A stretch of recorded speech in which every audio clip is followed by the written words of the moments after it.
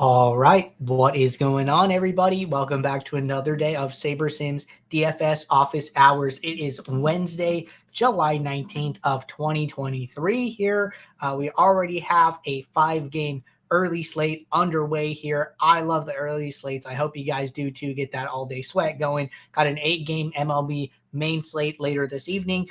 And then teeing off tonight or early tomorrow morning, depending on where you live, we have the Open PGA Championship teeing off tonight. So it's 10:30 my time, 1:30 Eastern here. So should be fun. Should be able to wake up and check on how your golf lineups are doing. But for those of you who are new here, welcome. My name is Andrew. I'm one of the coaches over here at SaberSims, a show where we go over how to use the SaberSim app, answer any and all DFS related questions. We do this show Monday through Friday, 2 p.m. Eastern. You can get your questions in one of 3 ways. You can email us at support@sabersim.com. You can post questions live in the YouTube chat, and you can post questions in the office hour channel in our Discord. If you're not in our Discord and want to join, there is a link in the description below in this video here. Get access to all of our similar channels, see when lineups are released, when players are scratched, and when sims run for that updated news. Get access to all of our individual sport channels where users and members of the SaberSim team are giving and taking feedback around DFS strategies each and every day. And then if you guys are on the SaberSim Pro plan, get access to our Pro channel where a lot of users are testing out the beta site for SaberSim. If you guys haven't heard, been a lot of chatter about it, people asking questions about it, but we do have a beta version of the app with some new updates. Really, really cool. One other thing, if you guys haven't seen this yet, I just saw it this morning. Had a small site update here. So if you go onto SaberSim, should look a little different here. We've been making some changes, working behind the scenes to update this. Have a testimonial video now and a lot of quotes from those testimonials. So check this out. I think that the site update looks great so far. I love it. We have this Why Us page with Jordan here. So check all this out and at your disposal on your free time here and see what it's all about.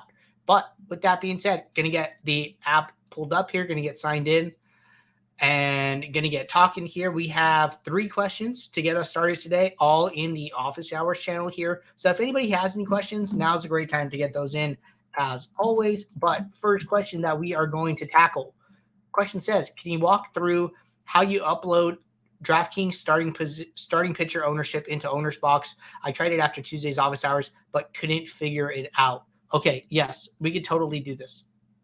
Let's go to Owner's Box, and they have the 8-game slate. I'm pretty sure this is going to be their main slate here. So what we were talking about on yesterday's show, something that I mentioned I do is I upload DraftKings starting pitcher ownership to Owner's Box because on Owner's Box, there is a pitcher slot and a super flex spot, and the optimizer is basically always going to put in a pitcher in this super flex spot, like 90, I think I said 96% of the time. I might change that to like 98% of the time. I've definitely seen hitters get to this position, but just not super often, right? With this big change in projection. We have Castillo at 32 points, our highest pitcher, and our highest batter is only at 12 points, right? So a big disparity there. You're going to get a lot more pitchers in the Superflex. But the way to do this, and let me just pull up my entire screen here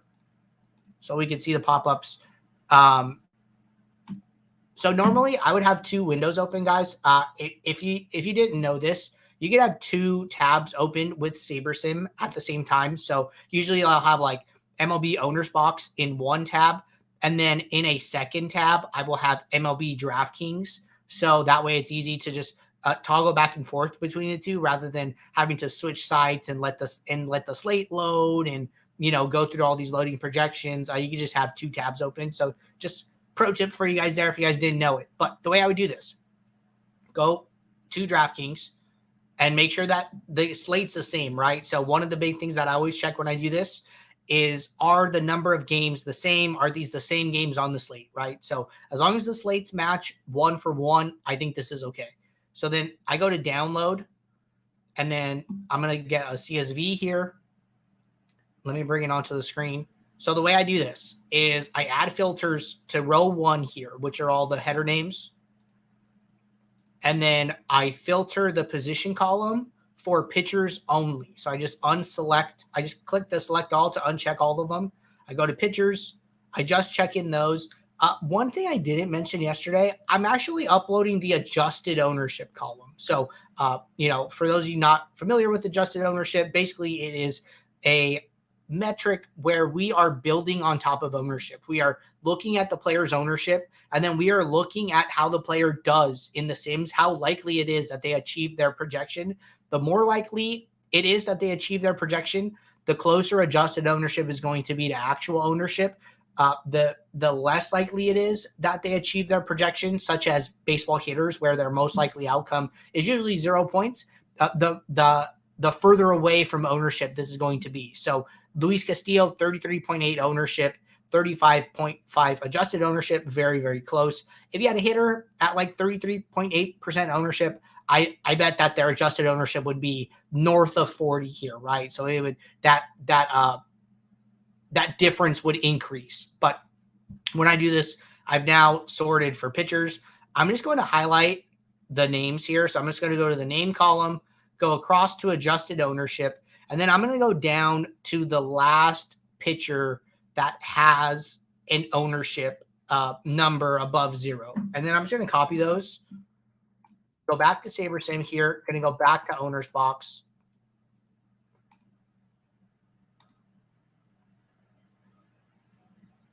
Just going over to the slate. And then I'm going to go to this upload button. So when I click the upload, it's going to bring up this pop-up custom data upload. In the top left cell here, I'm just going to paste in what I was using or what I copied from the CSV here. And it's saying Chase Silseth is not in the owner's box player pool. That's fine. I'm just going to hit ignore all here. And then I'm just going to make sure 2 things. One, this name column is matching up with the pitcher names. And then I'm going to scroll over to the right. So here I don't want to upload projections. So it's automatically detecting a projection column. So I'm going to change that to like a blank and get rid of that. And then it's uploading the my own column. So I'm going to change that to blank. And then the adjusted ownership column, I'm going to change it to ownership. So now I'm saying, hey, this is my ownership. And then I'm going to hit save. And then you're going to see those values come on the home screen for my owner's box slate. And that is how you upload that's how you upload ownership or adjusted ownership from DraftKings to owner's box. But good question there. Definitely worth a demo here. All right. Going to get just SaberSim pulled up here to get rid of some of the clutter. Ryan said in the YouTube chat, if you had any Arizona Atlanta game stacks, you went nuts last night. I mean, you might have had that stack and still not won, right? The Mets had 11 points. The Giants in Cincinnati had a super high scoring game. It was just a wild slate. Last night's slate was very, very different. So it was fun, though. It was fun to watch, fun to keep up with. There was no shortage of sweats to be had last night. All right. Next question in the Office Hours channel. Question says, according to Roto Tracker, golf is one of my worst ROI sports. What are some tips that I can use to improve for the Open this week? It's not the British Open. That was like a week or 2 ago. So this is just the Open. Good question here. So first off, golf DFS is hard. And I'm just going to say that up front. One of the main reasons that golf is so hard is because there's no correlation between any of the golfers, right? Correlation is another variable that everybody needs to account for and think about when constructing their lineups. And, depends how well your optimizer handles that correlation, right? So SaberSim, we handle it very, very well with our game sims, slate sims, upside correlation, etc. here, right? So that all that correlation work does not need to be taken into account for. The only correlation is probably like weather correlation here, where certain golfers are getting a tee time that is early and like the AM PM wave has better weather than the PM AM wave, something like that. But aside from that, even though these guys are in groups, there's really no correlation, right? So that's one thing here. And one thing that I've began to do, just to be like upfront with you guys, is I've actually focused most of my golf play around the majors. And the reason for that is because the majors bring a lot of excitement, a lot of casual money. People want to tune in, want to have a sweat here. So the contests get sized up, right? Every major, they run milli makers, and they do not run that every weekend of the golf season here. So where are those extra money? Where's that extra money, those extra entries coming from? It's coming from the casual fan base, right? So I like to take advantage of the golf majors as an opportunity to play some golf and try and find some weaker competition that way. I think that's one thing that you guys can do here, right? But aside from that, we have some great golf content on our YouTube channel. I think this is a great place to start if you haven't seen it yet. On playlists on the YouTube channel, go to Crush Golf DFS in 2023 with simulations. Make sure you watch these videos, right? We have 2 shorter videos here talking about Jordan's process. I think this was at the beginning of the year, talking about his process for the Masters, which is another major here, right? So going to be very similar vibes to building lineups for the Open here. And then this hour-long video is Jordan interviewing our models team about the golf model here. So I don't know if Eric and Will were on this video or not, or if it was just one of them here, but they're always very knowledgeable and always willing to share what they think are the strengths, weaknesses, where users can add value with manual tweaks, etc. here, right? So check out these videos. These 3 videos are a great place to start. And then getting back to the app here. So one thing that I always try to do here is I always try to consume golf content from around the industry and adjust ownership. I think that's probably one of the best things that you can do here. And the reason for that is because golf being a once a week sport, people have a lot of time to talk about golf, right? People have a lot of time to shift point of views and shift narratives, right? Very similar to NFL. With NBA, with MLB, it's a lot harder, right? Games end late one night, and then I think yesterday and today is a great example, right? MLB games finished last night, and then 12:30 p.m. Eastern, boom, we're already on to another early slate, right? We already have games kicking off, so there's not a lot of turnaround time in NBA and MLB to have these narrative heavy ownership flocking, I guess is like the right word for it here, right? But in golf there is, in NFL there is. So people have been talking about, the Open since last week's tournament ended on Monday, right? So you have Monday, you have Tuesday, usually you have all day Wednesday, and then it tees off Thursday morning here, right? So you get like 3 full days of golf content, golf streams, golf podcasts, whatever it is, people, saying who they think is going to be good here. A recent form comes into play a lot, right? I think Rory is probably going to be much higher owned than we are projecting him here, only at 14%. He just won the tournament last weekend. There's been a lot of talk about how Rory is, going to end his major dry spell here. And so I think that his ownership is going to come in higher. But that's just from being on DFS Twitter, reading content, listening to major personalities, Rick Rungood, Pat Mayo, like guys who have influence and have a large following, right? So I think consuming content is a great way to adjust ownership projections. The more accurate your inputs are, that's just going to help SaberSim to make better decisions in the post build when doing its Saber score formulas, right? We are taking this negative weight on average adjusted ownership. The more accurate your ownership projections are to what the field is actually going to do, the better those formula calculations are going to be, and the more accurate they're going to be. And so SaberSim can make better decisions, right? I remember probably like it might have been for the Masters or one of these tournaments here where Cam Young ended up coming in like 45% owned, and he was just ridiculously owned in the big tournaments, right? So you definitely get a lot of like flocking, and you can see that here. But those are things in the home screen that I think you can do. If you are keeping up with the weather, right? And there is a one wave has like a much better weather split than the other. How do you handle that, right? So we added this tee time column here, and this is new this golf season. So what this is really meant to do is to help users be able to build a rule that allows them to take advantage of a weather split. So say the AM PM wave has a better weather split than the PM AM wave here. What you can do is write a rule like you see on the screen here. It's a group rule, automatic selection method. And then it says use at least 4 golfers, leave group by unchecked here. Very important. And then requirement is tee time. I'm going to say before, and then I would say like 11 a.m. or something like that, right? And this is just an example. I don't know what all the tee times are, but you could just sort by tee time and see where the gap is here. So on the home screen, it looks like the latest tee time is 4:16 p.m. And then scrolling down here, the earliest tee time is 6:35 a.m. here. So, pick a midpoint, right? Pick somewhere halfway through the slate here. It looks like there's a little bit of a gap here between 11:15 a.m. and 11:36 a.m. here, right? All these other tee times are about 11 minutes apart, and then this is about 21 minutes apart. So this might be that marker for you here. 11:30 a.m.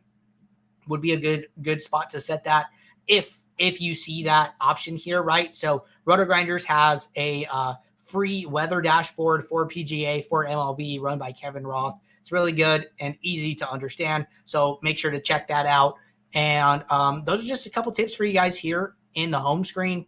I'm going to jump into the post build real quick. We'll run a build here, talk about post build a little bit. And I would say that, probably going to be coming out with a video related to this pretty soon here. But just in general, golf has a large field, right? It's a 6-man lineup, but there's 150 golfers in the field.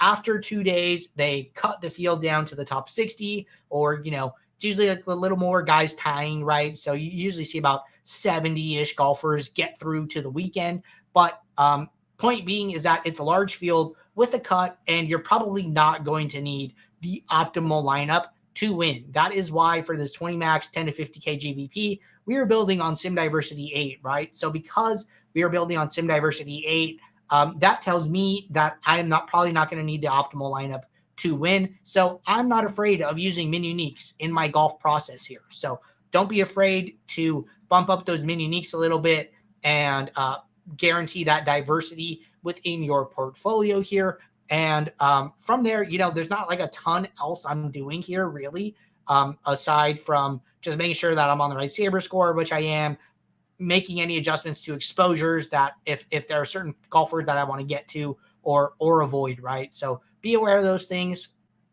And I think that maybe one other thing that you could do here, just thinking off the top of my head, maybe run a cash build with Sim Diversity at 0. See who like the most popular combinations are, right? So what I would do is go through the top exposed players in the pool probably, and then use this plus icon. What you're going to notice is that the exposures are going to update, right? So if I want to say, hey, people who are paying down for Robert McIntyre, who are they paying up for? Who are the other players who are very often used in lineups with him, right? So by using the plus icon, we can see that Corey Connors is at 50% here in 10 lineups.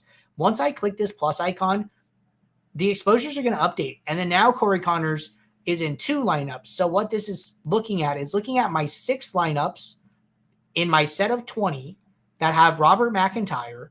And then it's saying, hey, we're using Corey Connors in 2 of those lineups. We're using Justin Rose in 4 of those lineups. So this McIntyre-Rose combination is very common in my top 20 lineups, right? But if you do this for a cash build, you're going to be mimicking traditional optimizer here. You're going to see more of like the most popular combinations on an optimizer that is just optimizing based on projected points, right? So I think that's another really good thing to do.